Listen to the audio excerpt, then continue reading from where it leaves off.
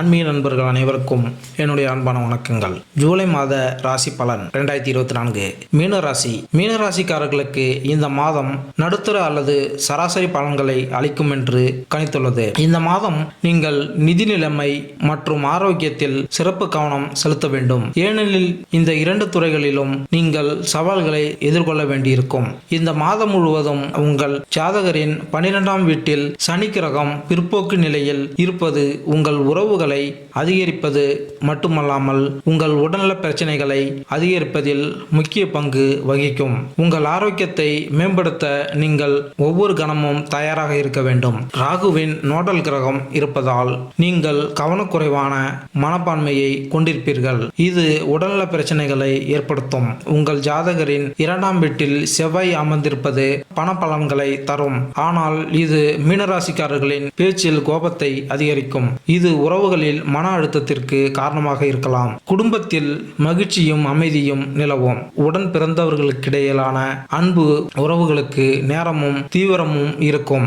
எந்த ஒரு நண்பர்களின் உதவியுடனும் உங்கள் காதல் வாழ்க்கை மற்றும் உற்சாகமாகவும் கலகலப்பாகவும் மாறும். திருமணமான பூர்வீகவாசிகள் சில சவால்களை சந்திக்க நேரிடலாம் மற்றும் உங்கள் வாழ்க்கை துணை புரிந்து கொள்வதில் சில தவறுகளை செய்யலாம். இதன் காரணமாக தவறான புரிதல்கள் ஏற்படலாம் மற்றும் சந்தேகம் ஏற்படலாம். மாணவர்கள் பூர்வீகம் பெண்களுக்கு சாதகமாக இருப்பார்கள். உங்கள் கல்வியில் கவர்ச்சிகரமான முடிவுகளை அடைவதால் உங்கள் தன்னம்பிக்கை கூடும்.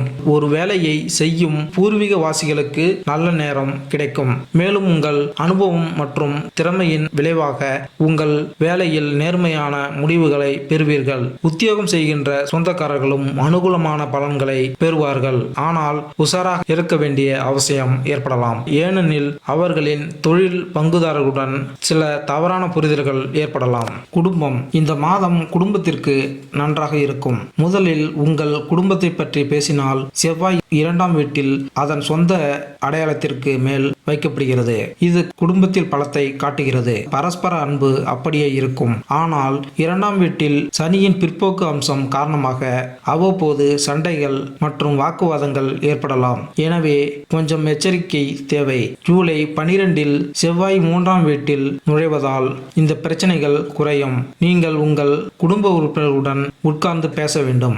ஏதேனும் தகராறு இருந்தால் அதை சரியான நேரத்தில் தீர்க்க வேண்டும். மாத தொடக்கத்தில் சூரியனும் சுக்கிரனும் 4ஆம் வீட்டில் அமர்வதால் குடும்பத்தில் மரியாதை கூடி சமூகத்தில் குடும்ப சூழ்நிலை மேம்படும். மாத பிற்பாதியில் சூரியனும் சுக்கிரனும் 5ஆம் வீட்டில் சஞ்சரிப்பதாலும் 4ஆம் வீட்டிற்கு அதிபதியான புதன் 6ஆம் வீட்டிற்கும் சஞ்சரிப்பதாலும் சில சொத்து பிரச்சனைகள் ஏற்படலாம். உங்கள் தாயின் உடல் நிலையும் பாதிக்கப்படலாம். ஆனால் அவர் தனது பணித்துறையில் நல்ல வெற்றியை பெற முடியும்.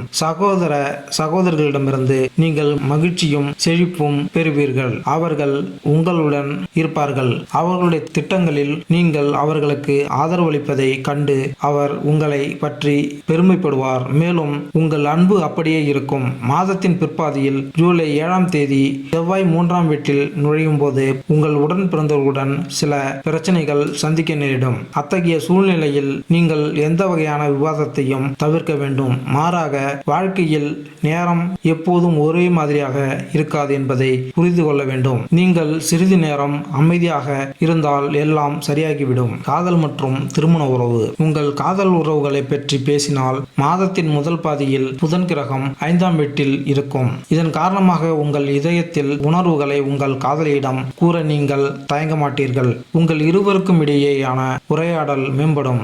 மேலும் நீங்கள் இருவரும் ஒருவருக்கொருவர் அன்பு நிறைந்த வார்த்தைகளை சொல்வதன் மூலம் ஒருவரை ஒருவர் நெருங்கி வருவீர்கள். மேலும் நீங்கள் இருவரும் உங்கள் காதல் உருவாவதை காண்பீர்கள். ஜூலை 7ஆம் தேதி வீனஸ் கிரகமும் அங்கு அமர்வதால் உங்கள் உறவில் காதல் அதிகரிக்கும். நீங்கள் அன்பை உணர்வீர்கள். ஆனால் நீங்கள் இருவரும் ஒன்றாக அதிக நேரம் செலவிட விரும்புவீர்கள். இது உங்கள் உறவை மேலும் முதிர்ச்சி அடை செய்யும். ஜூலை 16ஆம் தேதி முதல் உங்கள் பிறந்த ஜாதகத்தில் 5வது வீட்டிற்கு அனைவரும் வருவார்கள். பிறகு ஈகோ நிறைந்த சில வார்த்தைகளை நீங்கள் கூறலாம். ஆனால் நீங்கள் விரும்பும் நபர்களின் கோபத்தை நீங்கள் பொறுத்து கொள்ள வேண்டும். எனவே இந்த நேரம் மகிழ்ச்சியுடன் கடந்து செல்லும். இந்த மாதம் முழுவதும் கேது கிரகம் 7வது வீட்டில் இருப்பதால் தேவையற்ற பிரச்சனைகள் ஏற்படலாம். உங்கள் வாழ்க்கை துணையை பற்றி மனதில் சில தவறான புரிதல்கள் ஏற்படலாம் மற்றும் சில சந்தேகங்கள் பிறக்கலாம். நினைவில் கொள்ளுங்கள், சந்தேகம் என்பது ஒரு வகையான உறவையும் முடிவுக்கு கொண்டு வரும் மிகப்பெரிய விஷம். அத்தகைய சூழ்நிலையில் நீங்கள் கவனமாக இருக்க வேண்டும். உங்களுக்கு ஏதேனும் சந்தேகம் இருந்தால் அதை உங்கள் மனைவியுடன் தெளிவாக விவாதிக்க வேண்டும். அதன் மூலம் நீங்கள் உண்மையானதை அறிந்து கொள்ளலாம். சூழ்நிலை மற்றும் தெய்வங்களின் ஆசிரியரான வியாழ பகவானின் அருளால் அந்த பிரச்சனைகளிலிருந்து வெளியேற முடியும். உங்கள் உறவை பேணுவதில் முக்கிய பங்கு வகிப்பதால் உங்கள் முயற்சிகளிலும் ஈடுபட வேண்டும். தொழில்: இந்த மாதம் தொழில் பார்வையை பொறுத்தவரை கலவையான முடிவுகளை தரக்கூடும்.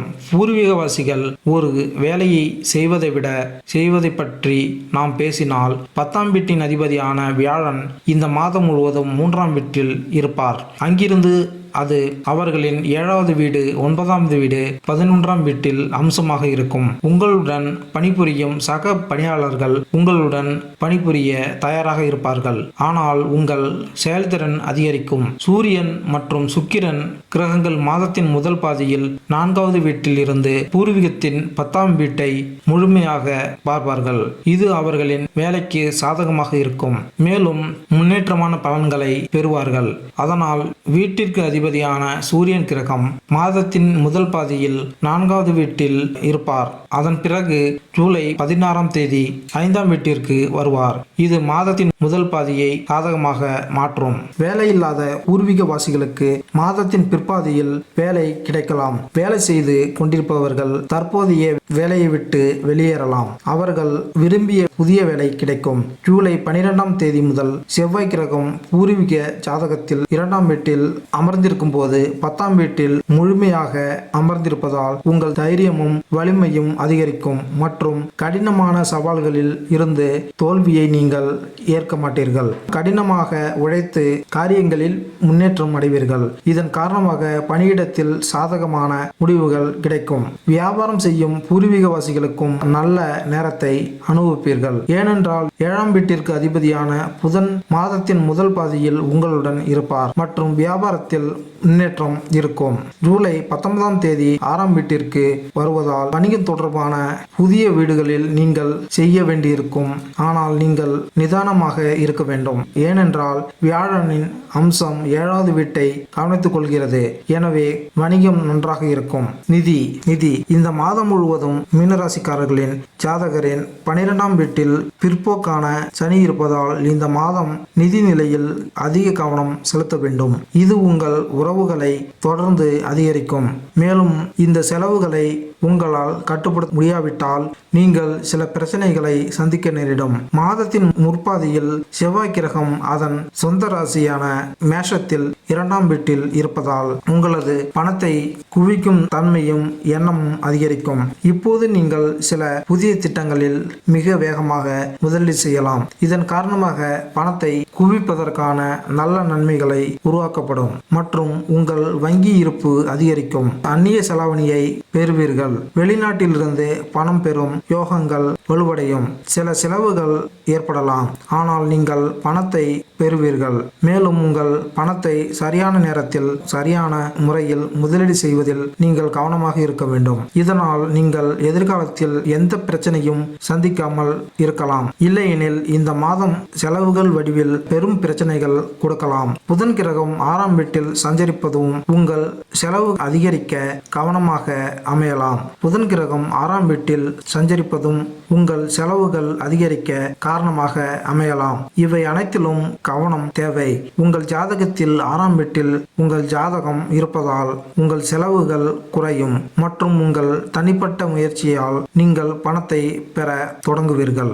ஆரோக்கியம்: இந்த மாதம் ஆரோக்கியத்தின் பார்வையில் பலவீனமாக இருக்கும். எனவே உங்கள் ஆரோக்கியத்தில் சிறப்பு கவனம் செலுத்த வேண்டும். முதலாவதாக சனி கிரகம் 12ஆம் வீட்டில் பிற்போக்கு நிலையில் அமர்ந்து உங்கள் பிரச்சனைகளை அதிகரிக்கும். உங்களுக்கு கண்களில் நீர் வடிதல், கண்களில் வலி, பாதங்கள் அல்லது குதிகால் வலி, காயங்கள் மற்றும் சுளுக்கு போன்ற பிரச்சனைகள் இருக்கலாம். இரண்டாவதாக, நோடல் கிரகமான ராகு மாதம் முழுவதும் உங்கள் முதல் வீட்டில் இருப்பார். இது உங்களுக்கு கவனக்குறைவான அணுகுமுறையை தரும்.